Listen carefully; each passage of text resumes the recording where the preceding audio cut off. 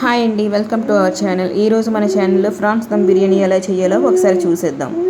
ముందుగా అరకిలో fresh France తీసుకుందామండి ఒక బౌల్లోకి. దాంట్లో 2 టేబుల్ స్పూన్ల కారం, 1 table spoon garam masala, 1 table spoon అప్పుడే ఫ్రెష్గా దంచి పెట్టుకున్న అల్లం వెల్లుల్లి పేస్ట్, 1 టేబుల్ స్పూన్ ధనియాల పొడి, 2 టేబుల్ స్పూన్ల సాల్ట్ వేసుకొని ఇప్పుడు ఆ మిశ్రమాన్ని అంతా మసాలాలన్నీ ఫ్రాన్స్కి బాగా పట్టేటట్లు బాగా కలుపుకుందామండి.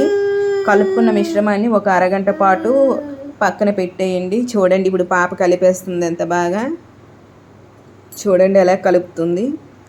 దాన్ని పక్కన పెట్టుకుందాం. ఇప్పుడు వేరొక మిక్సింగ్ బౌల్ తీసుకొని దాంట్లో బాస్మతి రైస్ 2 గ్లాసులు తీసుకుందామండి. మనం క్వాలిటీ బాస్మతి రైస్ తీసుకుంటే బిర్యానీ అనేది చాలా రుచికరంగా ఉంటుందండి. 2 గ్లాసుల బాస్మతి రైస్ తీసుకుందాం.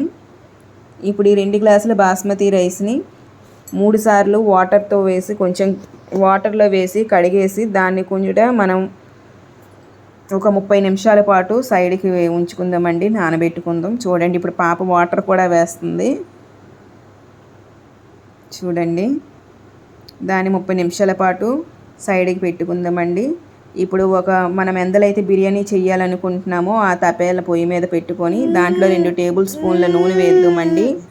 నూనె వేసాక నూనె మరిగాక హోల్ గరం మసాలా స్పైసెస్ అనేవి కొంచెంగా వేసుకొని 2 నిమిషాల పాటు వేయిద్దాం. ఇందులో చిటికెడు జీలకర్ర వేసి మరో నిమిషం పాటు వేయించుకుందాం.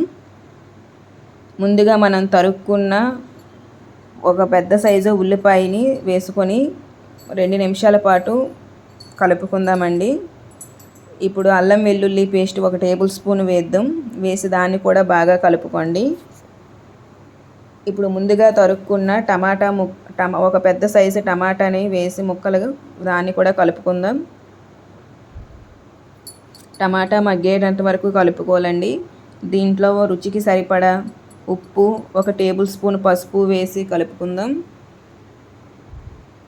టమాటా ఆయిల్ సపరేట్ అయ్యాక మనం ముందుగా నానబెట్టుకున్న రొయ్యలు కూడా వేసుకొని కలుపుకుందామండి. రొయ్యలు అనేవి 80% వరకు కుక్ అవ్వాలి. ఇప్పుడు ఈ రొయ్యలని సైడ్కి పెట్టుకొని మరొక పెద్ద గిన్నెలోన నీళ్ళు వేసుకుందాం. దాంట్లో హోల్ గరం మసాలా స్పైసెస్ కొంచెం యాడ్ చేద్దాం. కొంచెం రుచికి సరిపడా ఉప్పు వేసుకుందాం. ఈ నీళ్ళు మరిగాక మనం ముందుగా నానబెట్టుకున్న రైస్ ఉంది కదండి, దాన్ని అందులో యాడ్ చేద్దాం. కొంచెంగా మీద తుల్లకుండా వేసుకుందామండి. రైస్ అనేది పొడిగా రావడానికి 1/2 స్పూన్ నెయ్యి వేద్దామండి. రొయ్యలు రుచిగా రావడానికి కస్తూరి మేతి.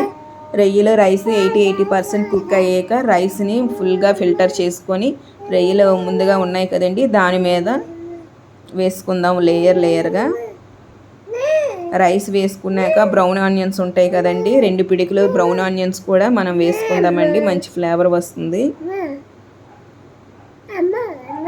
మనం రైస్ మరిగించాక వాటర్ ఉంది కదండి, అది ఒక 2 టేబుల్ స్పూన్లు తీసుకొని దాంట్లో కొంచెం చిటికెడు పసుపు యాడ్ చేసి దీని మీద వేద్దామండి. రైస్ మీద కలర్ వస్తుంది, ఫుడ్ కలర్ న్యాచురల్ అండి, ఎటువంటి ఫుడ్ కలర్స్ వాడకుండా వేసుకుందాం. దీని మీద 1 టేబుల్ స్పూన్ నెయ్యి వేసుకుందామండి. ఫ్లేవర్ ఇంకొంచెం బాగుంటుంది. ఇప్పుడు దీని మీద మూత పెట్టేసుకొని బరువైన వస్తువు కూడా పెట్టుకొని 15 మినిట్స్ పాటు దమ్ చేసుకుందామండి. 15 మినిట్స్ తర్వాత స్టవ్ ఆపేసుకొని ఒక 10 మినిట్స్ రెస్ట్ ఇద్దాం. చూడండి, 10 మినిట్స్ తర్వాత తీస్తే రైస్ అనేది ఎంత బాగా కుక్ అయ్యిందో చూడండి.